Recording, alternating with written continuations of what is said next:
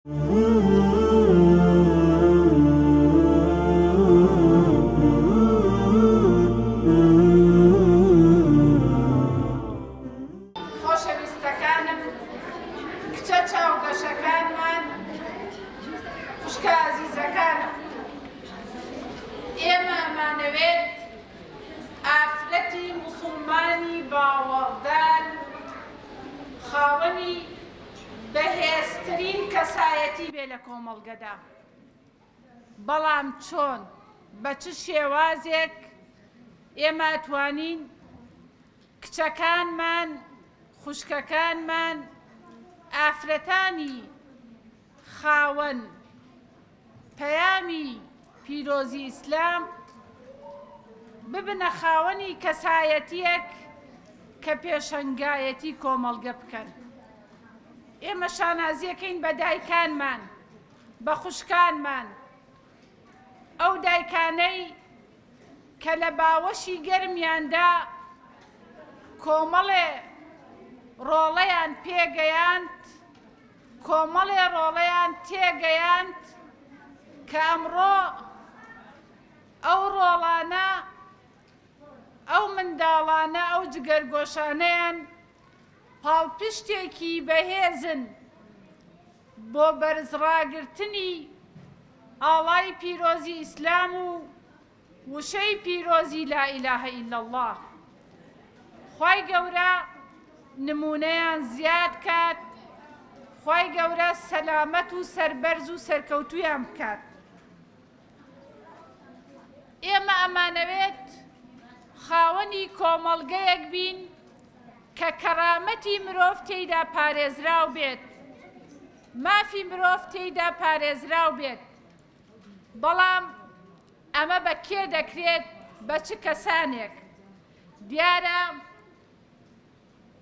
پیاوان و ئافرەتانی بڕوادار، پیاوان و ئافرەتانی موسڵمان ئەتوانن بەردی بناغەی کۆمەڵگەیەکی تەندروست دابنێن کاتێک کە خۆیان خاوەنی کەسایەتیەکی بەهێز بن، کاتێک کە خۆیان ناسی بێت، لە ڕێگەی ناسینی خۆیانەوە ئەگەن بە ناسینی خۆی پەروەردگار، و بە ناسینی خۆی پەروەردگار ئەتوانن جێبەجێکارێکی ڕاستەقینەی بەرنامەکەی خوای گەورە بن.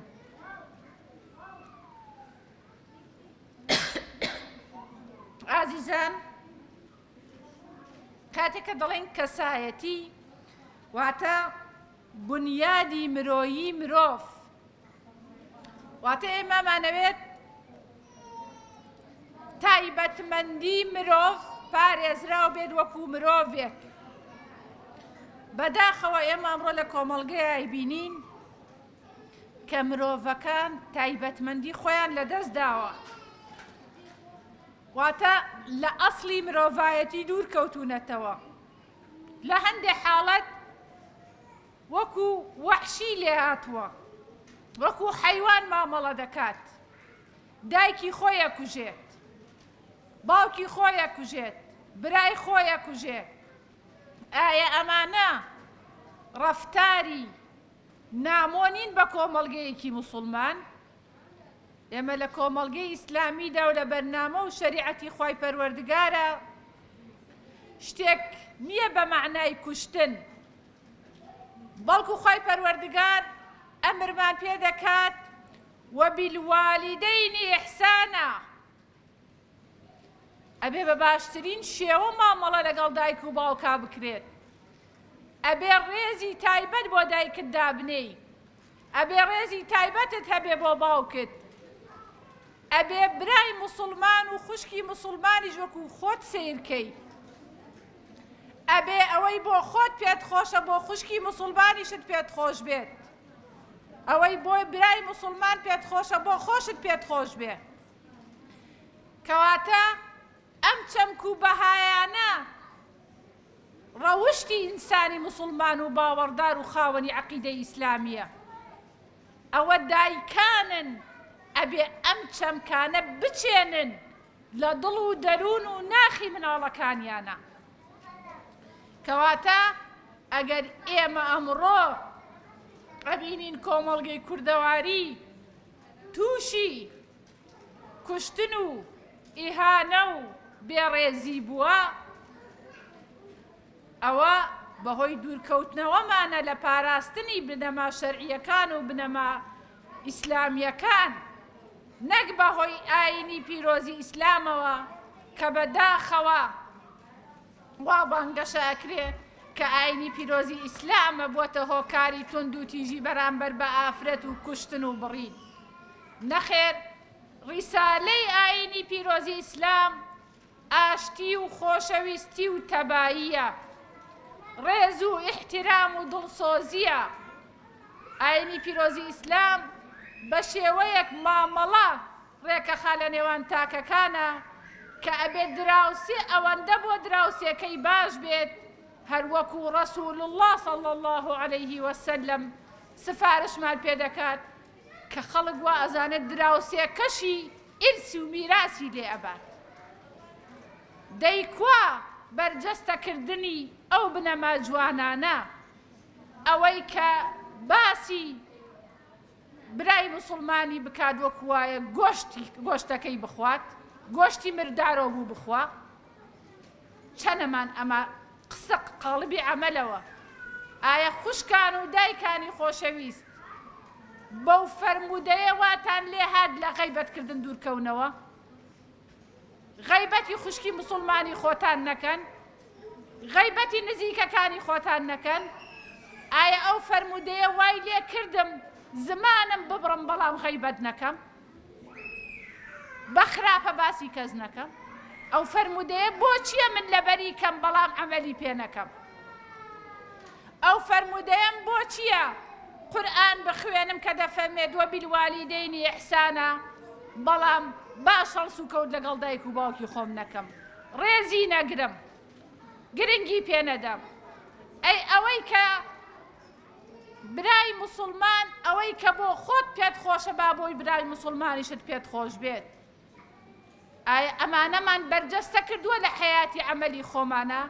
ئایا وەکو دایکێک توانیومانە ئەو چەمکە بچێنین لە ناخ و فکر و زیهنی مناڵەکانمانە کە ئەوەی چاکەیە بەرەو چاکە بڕۆ، قەت بەرەو خراپە مەڕۆ.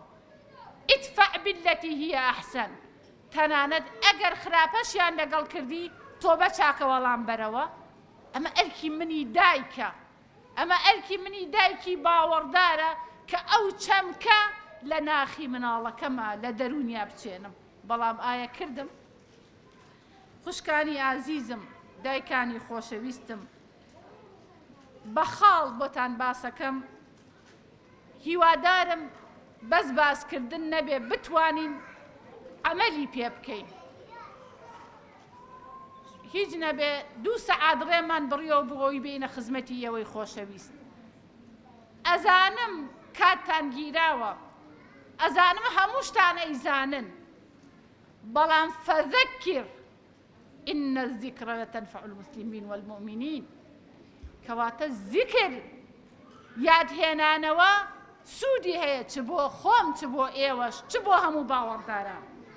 کەواتە ئافرەتی باوەڕدار بەوەی وەک پیاو لەلایەن خۆی پەروەردگارەوە ڕاست پێراوە خاوەنی پەیامێکە لە ژیان، بۆیە دەبێت کەسێکی کۆمەڵایەتی و چالاک بێت و کاریگەری باشی هەبێت لەسەر خۆی و تاکەکانی خێزانەکەی و خێزانەکەی.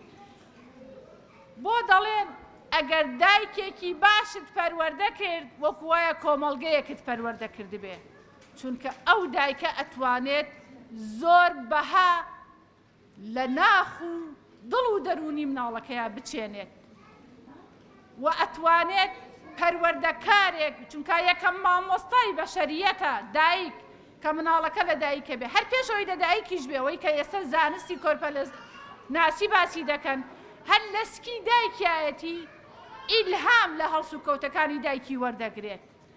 بۆیە دایک زۆر گرنگە، زوایک زۆر بەبایەخە، دایک مامۆستای بەشەریەتە. توخوا مەڵە خوێندەواریم نییە، تۆ مامۆستایت، بە ئەلفاظت، بە کەلامت، بە هەڵسوکەوتت، بە دانیشتنت، بە قسەکردنت. هەموو شتێک بە خوێندەواری نییە. ئینسانە بێ وەعی هەبێ، هۆشیاری هەبێ، سەقافەتی هەبێ. دڵسۆزیەکەی پاڵت پێوە دەنێت کە دایکێکی باشبی، مامۆستایەکی باشبی. چونکە تۆ ئەزانیت مناڵەکەت هەمیشە ڕاست بڵێ باشە تا درۆ بکات. کەواتە لەسەر درۆکردن سزای بدە. وانە مناڵەکەت نابێ شتت بشارێتەوە. ئەگەر شتی لە تۆ شاردەوە ئەبێ بەڕاستی ڕێنماییکەی، نابێ شتت لێ بشارێتەوە. ئەبێ ڕای بێنی لەسەرەوەی عیبادەتی خوای پەروەردگار بکات بە ڕاست و دروست، بە سادقی و بە ڕاستگۆیی. چونکە نوێژکردن حەلقەی وەسڵی مرۆڤە لەگەڵ خوای پەروەردگار. بۆیە ئەرکی دایکێکە مناڵەکەی لەسەر نوێژکردن بار بهێنێت. ئەمە ئەو ئەرکە پیرۆزەیە کە دایک لە ئەستۆیەتی وە کۆمەڵی ئەرکی تریش. ئەبێ دەرفەت و دەرفەت بڕەخسێنێ بە ئەوی تواناکانی مناڵەکەی، کچەکەی، هاوسەرەکەی چی بێ ڕۆژ بە ڕۆژ بەرەو گەشەکردن بڕوە. ئەبێ ئافرەتی موسڵمانی باوەڕداری خاوەنی ڕیسالەتی موحەممەدی هەمیشە بەیداخێکی ڕووناک و چرایەکی ڕووناک بێت بۆ خۆی، بۆ خێزانەکەی، ڕێگەی ژیانیان بۆ ڕوون بکاتەوە، ڕێگەی گەیشتن بە قیامەتێکی باشیان بۆ ڕوون بکاتەوە. ئەمە ئەرکی تۆیە کچە جوانەکەم کە سبەی نێبیتە دایک. ئەرکی تۆیە خوشکەکەم کە ئێستا دایکی. دایکانی خۆشەویست، ئێستەش تا ئەو کاتێک کە لە ژیانان ئەرکتانە کە ئەو مەشغەڵەتان لە بەدەستەوە بێت، ڕێگەی مناڵەکانتان، خێزانەکانتان ڕوون بکەنەوە کە بەرەو تاریکی و ناڕوونی نەڕۆن. چونکە تۆ کە باوەڕداری موسڵمانی بەرچاوڕوونی بە قورئان و سوننەت، قورئانی پیرۆز ڕێگەی پیشانداوی، ڕێگە ڕووناکەکەت لە بەردەمە، بەڵام ئەبێ خۆتی بۆ پێشارەزا بکەی. کەواتە کە قورئانە خوێنی هەوڵ بدە لێی تێبگەی بۆ بە عەمەلی لە ژیانی خۆتا تەطبیقی بکەیت و جێبەجێ بکەیت. ئەبێ لە ئەحکامی ئاینەکەت تێبگەیت، چونکە ئەو ئەحکام و دەستورانەی کە لە قورئانی پیرۆزە هەیە ڕێنمایی تەکات، یاسایە بۆ ژیانی تۆ لەم دنیایە کە ژیانێکی ئاسوودەت هەبێ، و ئەو یاسایە ڕێنمایی تەکات بۆ قیامەتێکی باشتر. کەواتە تێگەیشتن لە قورئانی پیرۆز ئەرکی دایکانی موسڵمان و خوشکانی باوەڕدارمە کە پێویستە بە هەر شێوەیەکە، بە هەر ڕێگەیەکە خۆیان فێری قورئانی پیرۆز و ئەحکامەکانی قورئانی پیرۆز بکەن. ئافرەتی موسڵمان بە خوڕەوشتەکەی، بە گوفتارە نەرمەکەی، بە هەڵس و کەوتە میهرەبانانەکەی ئەبێتە سەرچاوەی ژیانێکی بەختەوەر بۆ خۆی و خێزانەکەی. کەواتە ئافرەتی موسڵمان تند و تیژ نییە، بەدەنگی بەرز قسە ناکە، جنێ و نادا، هەڵس و کەوتی ناپەسەند ناکە، نەرم و نیان، سەبوور و لەسەرخۆ، ئارامگر مامەڵە دەکات لەگەڵ هەموو ئەو موسیبەتانەش کە یێتە ڕێی، لەگەڵ هەموو ئەو بارودۆخۆی کە ڕوبەڕوویە بێتەوە. ئافرەتی موسڵمانی شوێنکەوتووی پێغەمبەری خوا درودی خوای لەسەر بێت کە خوای پەروەردگار لەبارەی خوڕەوشتی ئەو پێغەمبەرەوە پێمان دەڵێت وَإِنَّكَ لَعَلَى خُلُقٍ عَظِيمٍ. واتە کاتێک خوای پەروەردگار دێت وەصفی ڕەسوول الله دەکات صلی الله عليه وسلم، وەصفی خوڵقەکەیەکە، واتە وەصفی خوڕەوشتەکەیەکە. کەواتە ئەگەر ئێمە ئەمانوێ شوێنکەوتوویەکی باش بین، ئەبێ هەوڵ بدەین خوڕەوشتمان، هەڵس و کەوتمان پێغەمبەر ئاسابێ صلی الله عليه وسلم، نەک تەنها چەند وتەیەکمان لەبەر بێت و بێین و بەس ئەمەدی پێ نەکەین. خوڕەوشتی جوان خوڕەوشتی بەرز یەکێکە لە بنەما بەهێزەکانی کەسایەتی سەرکەوتوو. بۆ ئەوەی دایکێکی سەرکەوتوو بیت، بۆ ئەوەی خێزانێکی سەرکەوتوو بیت، بۆ ئەوەی هاوسەرێکی سەرکەوتوو بیت، پێویستە کەسایەتێکی سەرکەوتووت هەبێ. ئەو کەسایەتێ سەرکەوتووە هەروەکو وتم خاوەنی شەرم و حەیایە. ئێمە بۆ ئەمڕۆ کێشەمان هەیە، ئەمڕۆ بۆ کێشەی خێزانیمان هەیە، ئەمڕۆ بۆ کێشەی کۆمەڵایەتیمان هەیە، لەبەرەوەی شەرم و حەیا خەریکە کۆچی کردووە لە مەملەتەکە نیشتیمانەکەمان. شەرم و حەیا کۆچی کردووە لە خێزانەکانمان. ئەگەر شەرم و حەیا و هێمنی نەما، نەرمونیانی نەما، ئەوە بەدڵنیاییە و کێشە و گرفتەکان زیادە بن.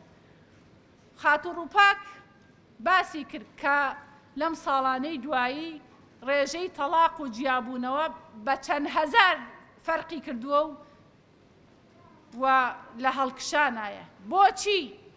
چونکە شەرم و حەیا کەم بووەتەوە لە ناو کچانی لاو، کچانی گەنج، لە ناو خێزانەکان. شەرم و حەیا لەگەڵ بەرامبەر دایک و باوک، بەرامبەر هاوسەر، بەرامبەر برا، بەرامبەر خزم و کەسوکار. چەمکی لێبوردەیی هەر خەریکە نەماوە، هەموو کەس هەر ئەڵێ خۆم خۆم خۆم. کەس نە دایکی لە بیرە، نە برای لە بیرە، نە خوشکی لە بیرە. کەواتە کە چەمکی لێبوردەیی کۆچی کرد، مەملەکەتی خێزانی بەجێهێشت، بەدڵنیاییەوە توندوتیژی و جیابوونەوە سەرهەڵەدا. کاتێک دوو کەس دەتوانن پێکەوە لەژێر سەقف و سێبەرێکا بژین، ئەبێ هەندێک نەرمونیان و لێبوردە بن بەرامبەر بە یەک. ئەگەر ئەو هەموو شتێکی بۆ خۆی بووە، ئەوی تریش هەموو شتێکی بۆ خۆی بووێ، کەس ئامادە نەبێ لێبوردە بێت، ئەمە ئەوەی لێ ئەکەوێتەوە کە لە ڕاستیە کێشە و گرفتی خێزانی پاشان کۆمەڵایەتی دروستە بێ. لە کاتێکە پێغەمبەری خوا درودی خوای لەسەر بێت لە مەکەوە کۆچەکە بۆ مەدینە و بنەمای دەوڵەتی ئیسلامی مەدەنیدا ئەمەزرێنێت، یەکەم چەمک کە موسڵمانان فێری بوون چەمکی لێبوردەیی بوو. ئەنسار ئەوەی کە بۆ خۆیان پێیان خۆش بوو بەخشیان بە مهاجیرەکان. ئەی ئێمە لەمۆ چی فێر بووین؟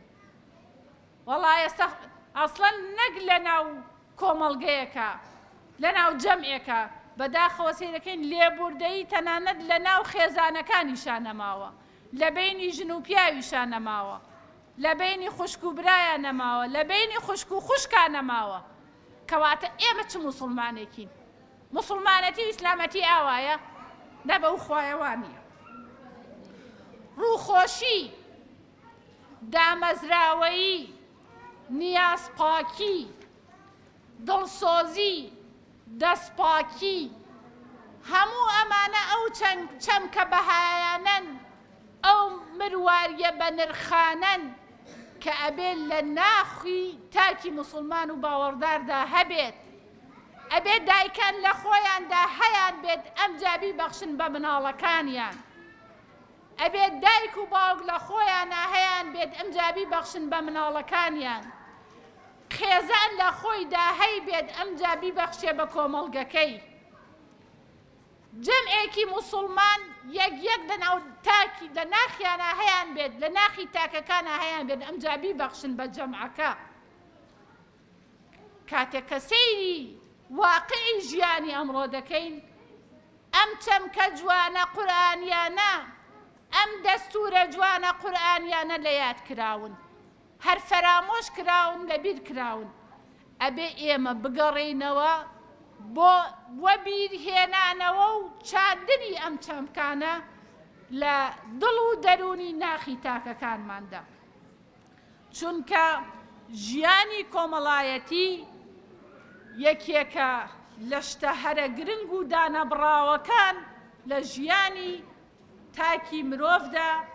ئەگەر من نەتوانم پارێزگاری لە ژیانی کۆمەڵایەتی بکەم بە تاکید ناتوانم پارێزگاری لە کەسایەتی خۆشمان بکەین.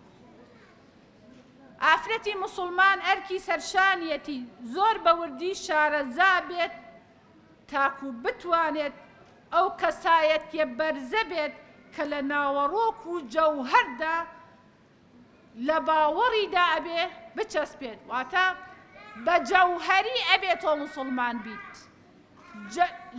جەوهەر چیە؟ واتە لە ناخەوە، لە ڕۆحەوە، لە نەفسەوە ئەبێ موسڵمان بیت، بۆ ئەوەی بتوانیت کۆمەڵێت چەمکی زۆر گرنگ هەیە لە خۆتە بەرجەستەی بکەی و بیگەیەنیت بە مناڵەکانت بە خێزانەکەت. ڕاستگۆیی، دڵسۆزی، پیشاندانی ئەوەی هەمیشە خێر و چاکەت بوێت و ڕێنیشاندەری چاکە بیت. فێڵ و تەڵەکە و ناپاکی لە خۆت دوور بخەیتەوە. فێڵ و تەڵەکە و ناپاکی بەداخەوە دنیای ئەمڕۆ بووەتە دنیای فێڵ و تەڵەکە و ناپاکی. ئافرەتی موسڵمانی باوەڕدار، کچە جوانە گەنجەکانمان ئەبێ ئێوە دوورکەونەوە لەو فێڵ و تەڵەکە و ناپاکیە بۆ ئەوەی ئێمە ببینە کۆمەڵگەیەکی تەندروست، ئێمە خێزانی تەندروستمان هەبێ. ئافرەتی موسڵمانی باوەڕدار هەمیشە بەڵێنەکانی ئەباتە سەر، هەمیشە بەڵێنەکانی ئەباتە سەر. ئێستا ئەو بەڵێنەی بە هەر کەسی دابێت، یەکەم بەڵێن کە زۆر زۆر گرنگە، ڕوو بکە دەرگای پەروەردگار بەڵێنی پێ بدە کە ڕاستگۆیانە باوەڕداری و ئەتەوێ پارێزگاری لە باوەڕەکەت وە لە دینەکەی خۆی پەروەردگار بکەی، بە هەموو توانای خۆت هەوڵی بۆ بدەیت. ئافرەتی موسڵمانی باوەڕدار هەمیشە دوورە، پەرێزە لە دووڕوویی، نابێت دووڕووبی. بەداخەوە ئێستا دووڕوویی خەریکە باڵی کێشاوە بەسەر کۆمەڵگەیە لە ئاستی سەرەوە بگرێتە خوارەوە. ئافرەتی موسڵمانی باوەڕدار خاوەنی حەیا و شەرمە. هیوادارم توانی بێتم تیشکم خستبێتە سەر ئەو لایەنە گرنگانەی کە ئافرەتێکی موسڵمانی باوەڕدار پێویستی پێیەتی. وەسسەلام عەلەیکم وەڕەحمەتوڵڵاهی وەبەرەکاتوه.